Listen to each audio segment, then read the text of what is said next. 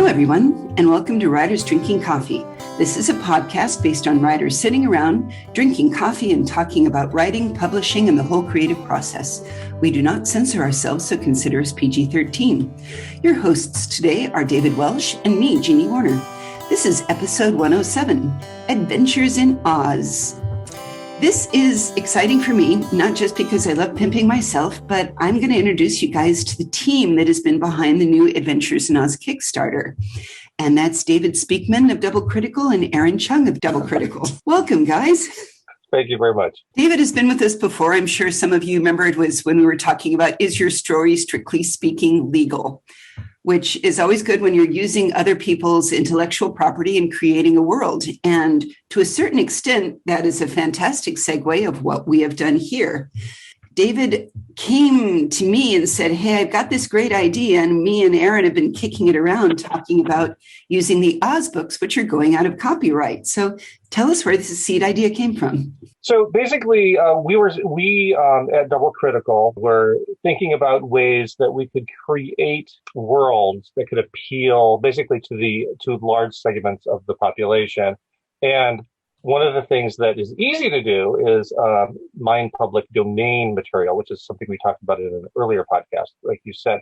And so I had worked with you in the past through fanzine type stuff, and you had written for me in the past, and I knew that I liked your writing.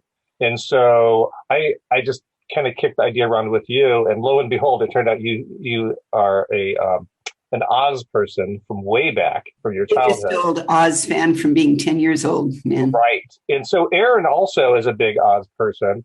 And from working with Aaron is very similar to you. It's like, those TV and movies where people are in New York City and they turn on the fire hydrants. It's like both of you have this creativity of a fire hydrant. It's like you turn it on, you have to stand back because both of you have like these ideas that just come flying out of your brains, which is amazing to work with.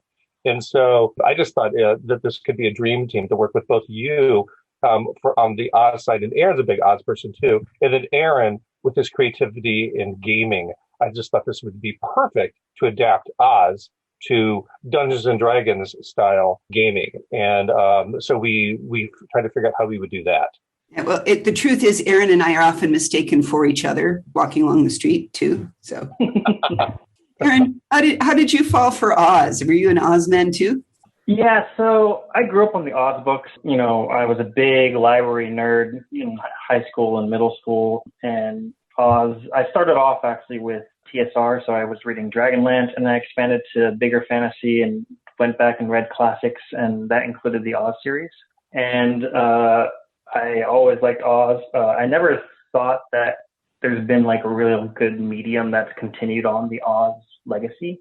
There's just so much rich storytelling and characters and world building that the Frank made, and so yeah, I'm super excited about tapping into this, and the writing has been so fun. I really wanted to share with the readers, we had an interesting process at the very beginning when we first all sat down and talked about this. And because, people say creative collaboration and then it's kind of a buzz phrase, I want to say there were some really important decisions that we sat and made of saying, we love Frank and we love Oz. And in some ways, the 1920s, we were all still sexist and racist as hell. And so it has been a process. And talk to me, for you guys, your thoughts about what we wanted to do to say, we want to be pure Oz in the way that he wrote it. We don't want to make it grim dark. We don't want to make a scarecrow with his brains that zip open, not to quote anybody else, but we wanted to be faithful, but we also wanted to be modern. Well, the way I view it is, and we've talked about this in the past personally, was I really view it as we're translating it from a different language almost, because this is the first book was 121 years ago, actually 122, because he actually wrote it in 1899. So the mindset, the language use, what was acceptable, what was not acceptable, gender roles, race identity, completely different 120 some years ago than it is today. And like you two, I read some of the Oz books, not all of them, when I was a kid. And my memories are a lot better than reality going back and reading it again, because there are some terms that he uses that are either blatantly sexist in 2021 speak, or at least racially insensitive, if not racist. And that's just really the mindset of the day, the straight white male gaze, if you want to think of it that way. He's really writing the viewpoint that the default is a Christian, heterosexual, male, white man. And if you're not that, then you're not included in the vision. And that was really something that most writers were writing from at that time period. And it just does not translate well into 2021. And so our thought was to bring Baum's ideals to 2021 and get rid of the stuff that's going to be triggering people so that they don't necessarily pay attention to the story. They're more, they may be more turned off by some of the uses that could be racially or gender insensitive. And in doing that, I think we really hit our stride. Yeah, I mean, a good example that we actually spent a couple sessions discussing was we really wanted the porcelain race from Baum's world inside our book, but Baum called them Chinamen, or because it's a euphemism or a play on words that they're made of porcelain china, but it's a little derogatory now, and so obviously we couldn't use, or we didn't feel comfortable using the Chinaman or China woman name for the race. So we were thinking, and I think David is the one who came up with it, but porcelain china is made out of clay, and it's called Kaolin. So we ended up going with the racial name Kaolin instead. And that's one example of how, we've done a translation where we kept the core of what Frank was trying to do, and then brought it into modern day sensibilities, because no one uses that term anymore because it's offensive. Yeah. I love that you did that. I can't wait to write a Kowloon monk into a story. They were very interesting. It's very interesting. It's that once we got rid of the racial baggage of the name, it really opened up a lot of possibilities. And I found personally for myself, it took the emphasis more on the character rather than their categorization. Yeah. I was thinking about this in going back to the copyright stuff a little bit, but also the racism and sexism and so forth. And I was thinking, kind of comparing and contrasting, if you will, Baum with H.P. Lovecraft, who was very much a racist. And there are some parallels. His books, his monsters, his mythos have become very popular. But in all the media that portray that, and there's a couple of games too, right? Most notably Chaosium. Either the racism is kind of just elided or ignored, or in some of the media it's embraced because, Lovecraft Country, for instance, for those that have watched it. Right. That addressed it kind of and made a parallel between the racism and the monsters and kind of made it allegorical, which was cool. In the role-playing game, there now, interestingly, are some writers who are doing kind of anti-racist things. There is an adventure module out there where the action takes place in Harlem, and it points up the racism and gives you a framework for role playing, non-white characters or dealing with the racism in game rather than just ignoring it. So, I mean, it is becoming a thing. But it's good that we could at least, I enjoyed, and I thought it was the fun part of taking Fairyland and saying, it's a fairy land. It's not like Feywild or any of the others that have been created, because Oz did create his very own world in which all of these things can exist. And I loved the debates we went through of where we're setting. Is this overlaid and apart, or is this completely separated? And because Baum was not specific sometimes, and indeed for those that are very pedantic, such as me and like Dave, all Daves are pedantic, sorry, Davids, but to decide and say, okay, if he said it's here and it's here, you can get across the deadly desert. No, you can't, but you can, to figure out in all those changing landspread, what did we want to be true and real? And that's fun. Well, one of the issues that we really ran into was a requirement that this is going to be a game that is going to be compatible with 5th edition gaming. And which means that we need to make it plug and play. Let's say somebody was coming out of some normal setting that's in Dungeons and Dragons, and they just want to visit Oz. So we need to figure out how to get somebody just to take like a day visit or a side quest where they somehow get into Oz and then go back to their normal game. So we needed to make it be that way too. And so one of the things that we needed to address was, is Oz part of Earth? Is it part of a separate plane? Is it part of the multiverse that is part of the greater Dungeons and Dragons or even Pathfinder universes? Is this something that people can find a way into, even if they're not part of Oz specific or they don't want to be on Earth? And that was really an interesting process. When I first you said, let's write a story and see if we can figure this out. The first story, I'll be honest, was from a point of view of standard 5th edition, I'm a thief, I'm a rogue. Mm-hmm. Something cool. I want these cool mechanical things which are coming from this place called Ev. And clearly here's the warehouse. So I'm just going to, without giving too much away, I am going to find this place because I can profit, which really that's what adventuring is how do we maximize profit and get cool magical items, right? Mm-hmm. Mm-hmm. I think one of the hard things too from kind of a game design standpoint was, Oz, typically everyone is basically immortal in Oz. And because it's written as a children's allegory or a children's story, there's not a lot of death or dying, the Wicked Witch is outstanding. And so that kind of setting or world isn't fun for players if you can't just have like agency to make decisions on how you can affect the world. So if you can't affect the world, it's not fun for a player. So we had to sort of do a translation to kind of bring, Baum's world into more of a fantasy setting where it can be changed by the players.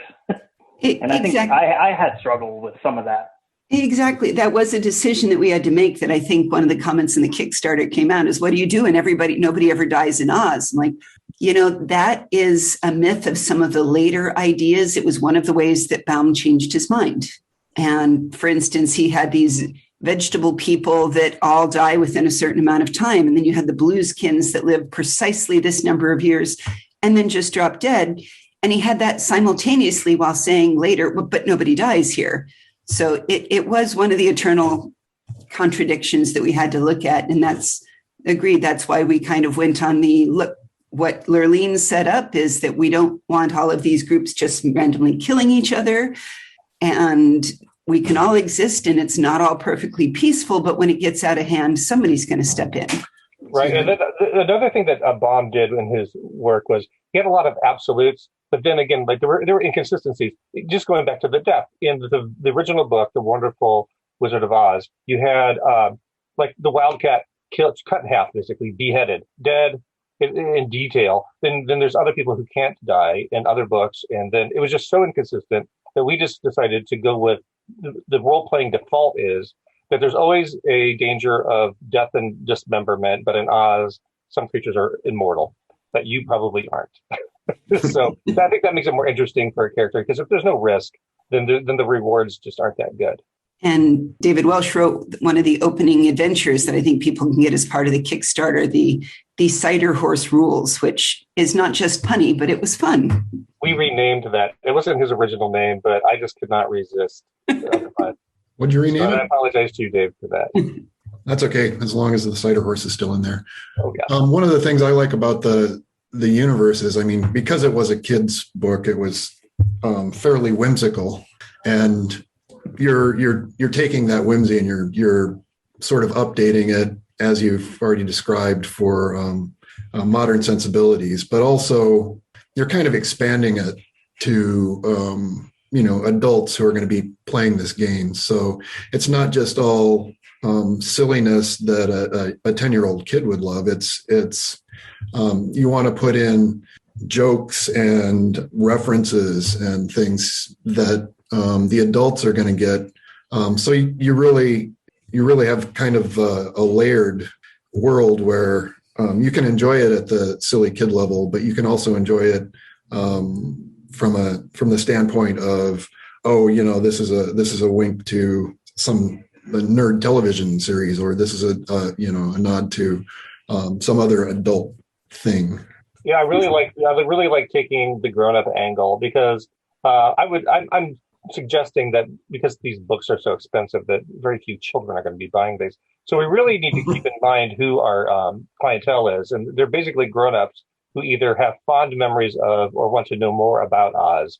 And so we really need to take that viewpoint. I hope we have accomplished that. I know both, actually all three of you, Jeannie, Aaron, and Dave, you've all hit that. I just hope that I haven't ruined what you guys created in editing it together. I don't think so. I mean, there was somebody else who had a comment that they were really looking forward to running an Oz game for their kids because maybe I don't know if their kids had read all the books or hadn't read all the books, but they have this beautiful memory of Oz. And like, I like role-playing games. I have children now because many of us, when we first read it, are now the age of having children.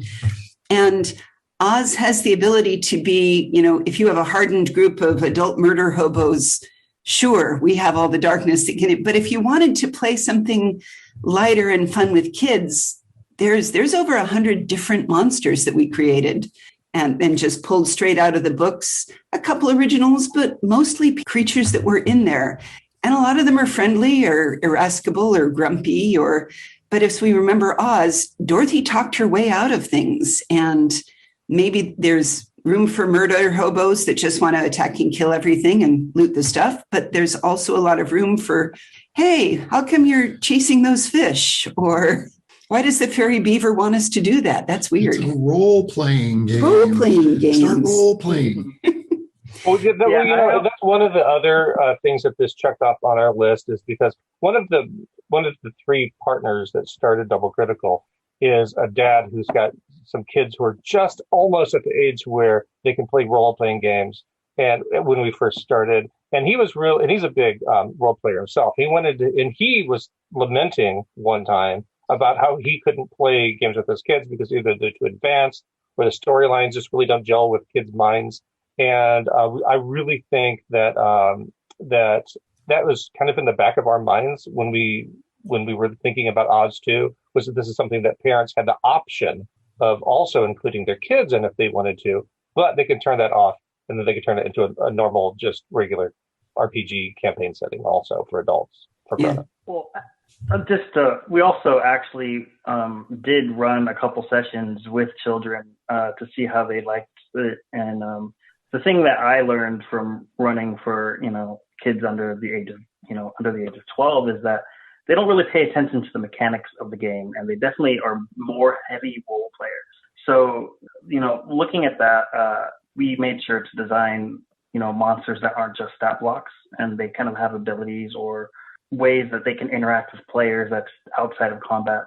And so, I like that Oz's world, the Oz world helps that because, like, Jeannie said, Dorothy talked her way out of most situations, actually. She did. Yeah, that's interesting. I hadn't thought about the idea that kids would be more into the role playing than the game mechanics, but it makes sense. If you listen to the way kids play, everything's kind of absolute, and it's more about. But kids also have a running story going pretty much at all times in their head, even from the earliest, the floor is made of lava. I just can't explain it, but there it is, lava. Okay. We do and then every other kid just immediately picks up on it without having to explain. And that's what I think is the beauty of this, is that ability that some of us had as kids to just enter the land of make-believe and role-playing. Some of us age out of it, and then those of us in this group here have not, thankfully. But maybe we can keep that imagination and that spark of genius that all kids are born with, keep that alive a little bit longer through role playing. And I hopefully this book can introduce more kids through their parents and through other, or maybe aunts and uncles, of how role playing works and how it actually increases your ability. Like one thing that Jeannie and I were talking about one time earlier is how it increases children's ability to empathize and care about others and think outside of their own head. Yeah, I think it does. I think the fact that you can play with different alignments and work with different alignments. And there's a lot of group negotiation that I think people learn if they've never played role-playing games. Maybe they've had less of an opportunity. So some of the things that surprised me, though, about when we started really digging into the source material and like, okay, we culled through the books and pulled out a list of every monster, and I had to go and look at the reference of where are they talked about, are they described, because we want to be as true as we can to the real books, was sometimes they didn't really have a story or a logic behind them. Or a description. Then he didn't even describe some of these things. He just said it exists. And then they dispatch it and they move along. And sometimes it's only one creature. And we're like, well, we can't do that. We need to have a bunch of these. So if this is role playing, for instance, is the giraffe creature that only existed once to get them across a cavern. We decided to make that into a whole species. And so we had to translate it that way because he had these lots of one-offs. And another thing he never did was any character development, whether it was a beast or his main characters. And so that's something that we're used to in the 21st century that they did not do in the late 19th century when he was learning to write. And so that was another translation that we had to hit. Yeah. I kind of have a love-hate with that, actually, because I love it because, I hate it because it is difficult. We don't have a lot of description and we have to make it up ourselves. But I also love it because that minimal storytelling allows people to have a much bigger kind of imagination. A good example that I like to use for this kind of storytelling is from Empire Strikes Back from Star Wars. What's the most popular character from that movie besides like the main, the Skywalkers and Vader? It's Boba Fett, right? And he didn't really do much. He didn't even talk, and he became like one of the most popular characters. And they didn't really give him backstory or anything. He was just like this bounty hunter, but he became so popular in the Star Wars culture. And then they eventually, when they turned out more media, they gave him a backstory and elongated his story. But like his first scene, he was just like this bounty hunter, and then he did his thing, but he became so popular. I kind of like that minimal storytelling that allows people to have more imagination. Yeah, I was going to say something similar. I completely agree with that. And I think you've kind of done a balancing act in putting the game together, or the world backstory together, because you want to leave some things open, but you also want to flesh it out enough that people don't have to do the world building themselves. I like motivation in a lot of ways. That's maybe too many of the jokes of, well, what's my motivation? I wondered, and I have to do this part. So for me, that was like, why was the Gnome King always angry? Why was Quox? Oh, I got to say Quox. Quox is the blue dragon we all remember. Polychrome can call him, and he's useful. But when I started comparing it against D&D, I'm like, blue dragons are actually pretty darn bitchy in D&D. So why is he pale blue and why is he helpful? And yet he's still a little bit snarky, and coming up with this story of like, he mouthed off to the original dragon because there is an original dragon in the Baum story. So maybe he's under a curse and having to learn things and go through his own lesson. And we don't need to go into details of what it was or why, et cetera, but just a little bit of the, yep, everybody, you never know who's fighting a battle or who's got a curse or who's under a spell. And I think that is what can make it fun, to just say, there is one. We're not going to give you details. A GM can come up with the reasons if somebody wants to look into it. But just to remind all of the players of runnings of how many stories are out there, that each animal they run into could have a story. Or, you could just stomp in and murder it. But for the kids that want to ask questions, I think it's good to have just a hint of, but why? Maybe I'm still 3 years old and saying, but why? One of the things that you were brought up as earlier is that there is some original content that we added. And we did it for a couple of reasons. Some of it was that we needed to balance some things because there's a lot of goody two-shoes stuff in Oz, which we wanted to keep almost all of it if we could fit it in the book. But we need, like we alluded to earlier, like we just blatantly said earlier, we needed to add some sense of danger and risk. And so we really pumped up some characters. We added some evil characters. One thing I did add, because when I was researching on Baum, he had some very unfortunate viewpoints of Native Americans. And so I actually reached into my own personal history. We put in this monster called the Busco Beast. And this comes from a little town that I grew up in that has there's a cryptid there, this giant lake monster turtle, but it really has its origins in the local Native American tribe, the Miami Indians, where they used to call a great turtle spirit that could take them and escort them out to good fishing grounds. And so I actually, in my little way to protest against Baum's Native American viewpoints from the early 1900s and late 1800s, I included this myth as a representation that I thought of, like bringing in a way that Native American culture changed my life. So I wanted to help pass it on to Oz readers. But things like that. When we added things, that was very thoughtful. And you can feel free to leave it out if you don't want to, if you're an Oz purist. Or like one of the curses. We had a long discussion on the magic nature of curses and magical curses, in particular, the Flutterbudgets curse. Because when you read about it in the Oz books, the Flutterbudgets, oh my gosh, they start worrying about everything, which when you think about it, this is perfect. There's fighting trees of Oz. There's also trees that grow muskets.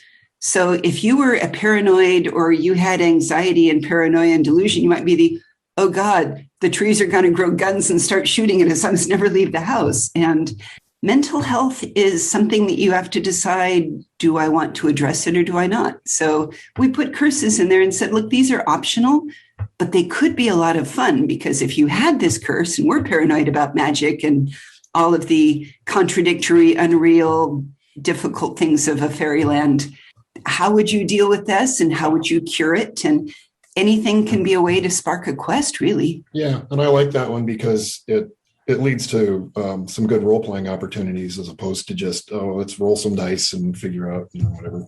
So that appeals to me because I'm more into the role-playing aspects of the game. So was there anything that surprised you guys? I mean, Aaron and Dave were David Welsh and Aaron Chung were the two major writers of adventures, of doing a couple, parsing it out. Aaron, you've been running the role playing. Is there anything that surprised you in all of this? For me, I think the most surprising thing was when I had to write down game mechanics into kind of the lingo, how unnatural it felt when I was writing it. Because there's a certain logical progression on how kind of, these kind of role-playing books are written. And in terms of like the mechanical abilities, it doesn't roll off the tongue. It's designed to be read so that it can't be misinterpreted. And so writing in that way was unnatural for me. It took me a bit. That surprised me because, when I play these games and I read them and they make sense, but then when I go getting around to actually writing it out, it's a lot harder. Yeah, for me, the surprising thing was, I didn't do any of the play testing of my module, but I got feedback right from you guys, and it was like, and I shouldn't have been surprised, but but the players that did the play testing would just think of something completely that I just had completely missed or that I hadn't considered. And of course, players do that stuff all the time. They're always doing something. They're always going off script. And so, I mean, if I had to do it again, the original adventure that I wrote was kind of open-ended and more of a world setting than a lead you by the nose kind of station by station adventure. I thought about it at the time that might be a little more difficult to play, but then I was like, well, I just like this idea so much, I'm going to do it anyway. But I mean, that makes it harder too, right? Then you get players who are going to do surprising things, and you're actually kind of asking for it at that point. So I think the two biggest lies that anybody ever told themselves in programming or game designer is exactly the same. It's when you say to yourself, and then the players will right. X. Whatever X happened to be, the minute you assume that's what people are going to do, nope, they're going to surprise you. Right. Well, to be fair to Dave, also, when we tell people they're playtesting, some of the people approach it as, how can I break this? And they don't actually view it as, how can I adventure here? And so we actually had a player who says, all right, I'm going to be a flying monkey, and I'm just going to try to escape every way I can. And I doubt that in real life that a player is going to approach it that way, but this is an edge case that actually helped us make a better game. You came back with some interesting concepts on how to address rascally players. And I thought that it was pretty ingenious what you came up with. I think probably it's kind of a blind spot I have. I am pretty good at breaking software by thinking like this player you're just talking about, but I didn't really, I'm like, oh, this is my creative thing, and I didn't really try and tear it apart. At least in the first iteration, right? So you got all these kind of situations that I'd kind of left open. So. Yeah. Well, last piece I really wanted to tuck on this, because surely that everybody's going to run out and back this Kickstarter. This is a realistic piece for people that are doing Kickstarters. I wanted to say something right now that's some of the work that we're doing of saying this is a stretch goal and this is a stretch goal.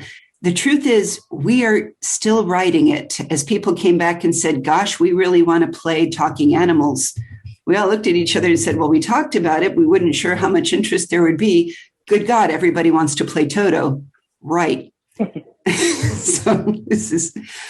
And art is not fast either. We have, I think, some of the most amazing artists. I love the work Aja does and Preo and all of the others that are working so hard on this. Art is not something that comes overnight either. So our launch time is not a full year away, but it's a good 9 months away.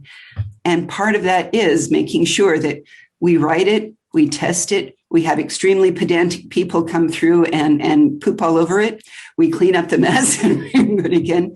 But it's a process, and all of the new things we're looking at, we said, if we did nothing else, we've got a good product.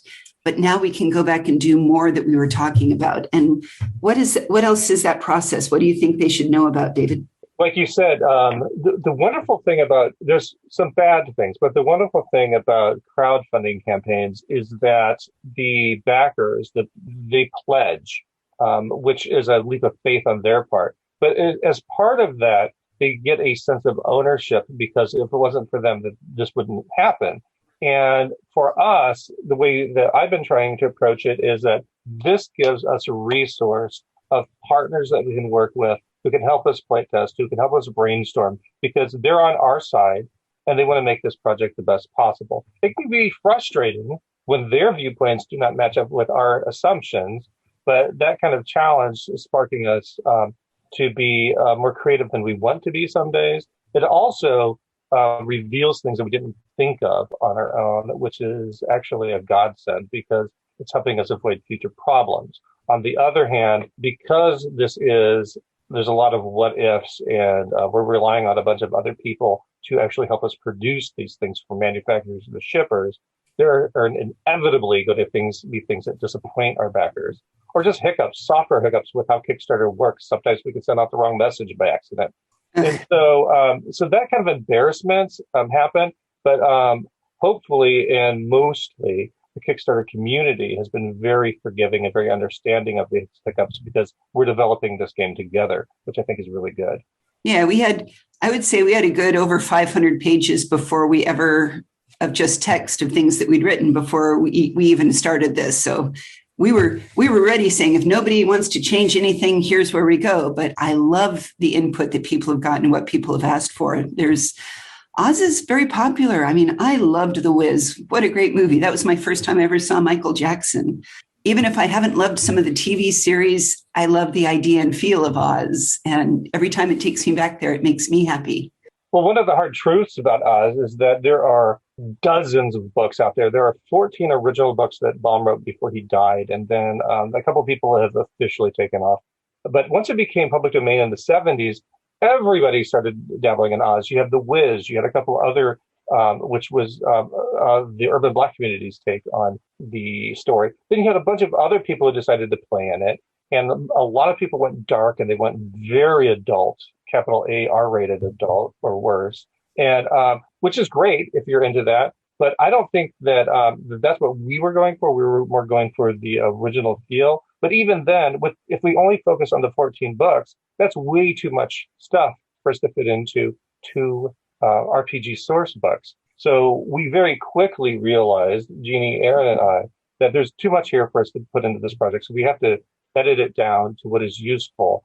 And then I know I've been doing this, and Aaron and Jeannie have also been doing this, is that we've been bookmarking things to do for future expansions, because we're pretty sure other people are also going to want more of Oz. I think I kind of hope that some of my fellow fiction writers out there will look at this and say, I hadn't thought about writing a story in Oz, but my goodness, there's so many stories to be told. And whether that's being told by a writer in a short story, a novel, or a game master, or even somebody just playing with their kids, that's what I hope that we're bringing is the world of Oz is alive for storytelling. And that's why I'm so excited about being part of this project. I almost wanted to create a shared universe for writers and creative types and have like a website that kept like a concordance and canonical things that people can use to reference, kind of like what they used to do with Thieves' World back in the 70s and 80s. I was thinking that might be something to explore in the future. Could be. Well, we will put links to the Kickstarter and some of the art and pieces out there, which we mentioned on our website, which is www.writersdrinkingcoffee.com. You can find us on Facebook or Twitter. We answer email. The guys at Double Critical love email if you ever want to send them questions too. Thank you guys so much for being with me today. Thank you. You've been listening to Writers Drinking Coffee, a labor of love and enthusiasm put together by the hosts. Our main web support magic is brought to you by Deirdre Schween, and our sound engineer and backup web spider is David Welsh. Our intro music is Pretty Maid Milking a Cow, and our exit music is Breakfast with a Morning Person, both by Michael Engberg. You can hear more from Michael Engberg on manyhatsmusic.com. Our podcast sponsors are Jackal Designs and Double Critical. You can buy cool WDC and Double Critical swag. And hey out there, thanks so much for listening.